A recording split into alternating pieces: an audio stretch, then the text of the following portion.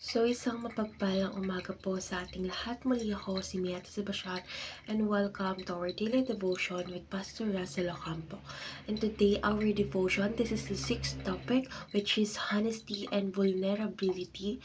And our scripture is all about Proverbs chapter 28, verse 13. NI version, whoever conceals their sins does not prosper, but the one who confesses and renounce them find mercy.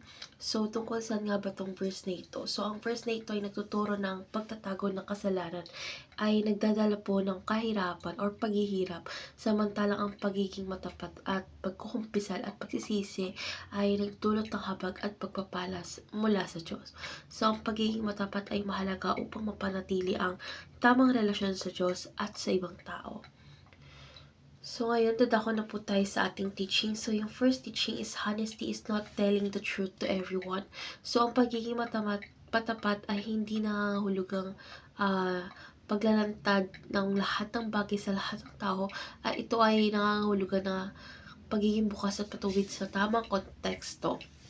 Second is honesty means living in the light of God. Ang katapatan ay nangangailangan ng pamumuhay sa kaliwanagan ng Diyos kung saan walang kasinungalingan at pagtatago. Last teaching is honesty requires humility and vulnerability. So, upang maging matapat, kailangan nating magpakumbaba at aminin ang ating kahinaan sa Diyos at sa mga tamang tao.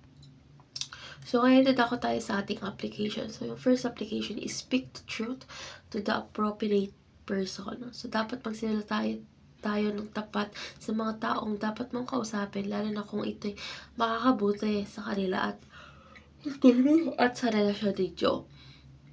Second is strive for a clear conscience before God. So, dapat tayo manatiling malinis ang budhi sa pamamagitan ng regular na pagsisiyat sa sarili at pagkakumpisal sa Diyos. So, last application is practice honesty, humility, and vulnerability.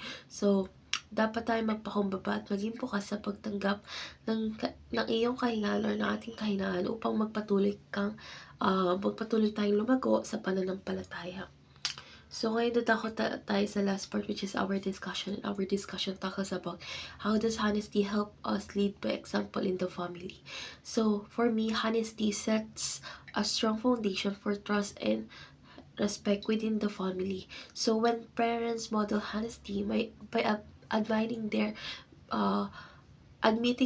mistake and seeking forgiveness, they teach their children the value of humility and integrity. So, this openness fosters deeper connections and encourage each family member to be truthful and vulnerable, creating an environment of understanding and mutual support. By living in the light of God's truth, families can build relationships rooted in faith, love, and accountability. So, let's pray na po. Lord God, turuan mo po kaming maging matapat sa iyo at sa aming pamilya. Lord God, tulungan mo kaming mabuhay sa iyong kaliwanagan na may kababaang loob at bukas na puso. Naway ang aming katapatan ay maging halimbawa ng iyong biyaya at habag sa aming pamilya. Patnubayan mo kami upang magkaisa sa katotohanan at pag-ibig. In Jesus' name we pray. Amen.